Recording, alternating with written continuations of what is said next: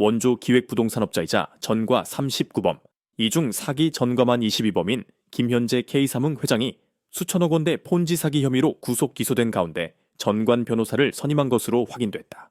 경찰이 몰수 보전한 금액이 전체 범죄 수익의 약 2.7%에 불과한데 반해 변호사 선임 비용이 수십억 원대로 추정되면서 은닉 자금이 상당할 것으로 예상된다.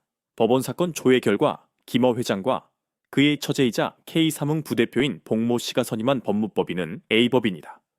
A법인에서 이번 사건을 맡는 변호사는 총 7명으로 이 가운데 김모 변호사는 전 서울고법부장, 국모 변호사는 전 수원지검 형사 사부부장을 각각 역임했다.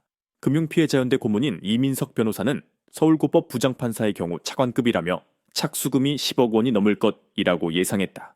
이처럼 형량을 최대한 줄이기 위해 수십억 원을 들여 전관 변호사를 선임할 수 있었던 배경에는 범죄 수익에서 상당한 자금을 은닉했기 때문인 것으로 보인다.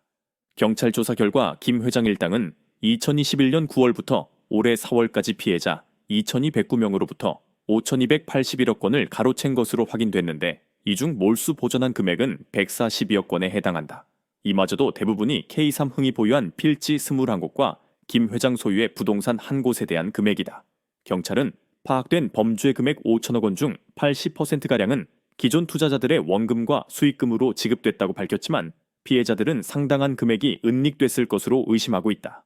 그 이유로는 올해 초부터 회사 측에서 원금을 반환해달라는 신청에도 자동 연기로 미뤄왔다는 점, 지급 정지를 알린 3월과 그 다음 달에도 투자자를 유치한 점을 꼽는다. 처음부터 가능성이 없는 원금 보장에 최소 월 2%, 연 24%가량의 배당금을 무조건 지급한다는 보상 계획으로 투자자들을 기망한 점을 미뤄보아 마지막 출금이 막히기 전까지 최대한 범죄 수익을 끌어올리고 은닉했을 가능성이 높다는 목소리가 나온다.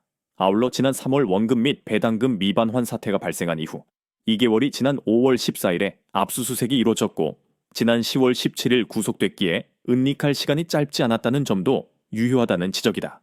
피해자들은 경찰 조사 결과에도 신뢰성이 떨어진다고 호소하고 있다. 경찰이 파악한 피해자 중 50억 원 이상의 고액 투자자는 총 8명으로 이 중에는 83억 원을 피해를 본 60대 여성도 포함돼 있다고 발표했는데 직원들 사이에서 고액 투자자들을 모를 리 없다는 설명이다.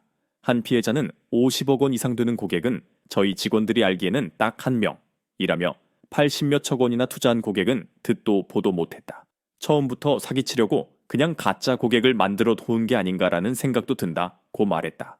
경찰이 공시지가로 계산한 22곳의 부동산 금액을 포함한 몰수 보전한 금액에 대해서도 회사에서 약 28억 원인가 주고 산 신림동 부지의 경우 법원 감정평가서를 봤을 때 65억 원이었다며 또 용인에 있는 땅도 지금 한창 개발되고 있고 시내 상가 지역으로 값어치가 상당했을 텐데 그런 것들을 다 합해서 100여억 원밖에 안 된다는 게 너무 의심스럽다고 하소연했다. 천지일보 홍보영 기자님의 출처임을 밝힙니다.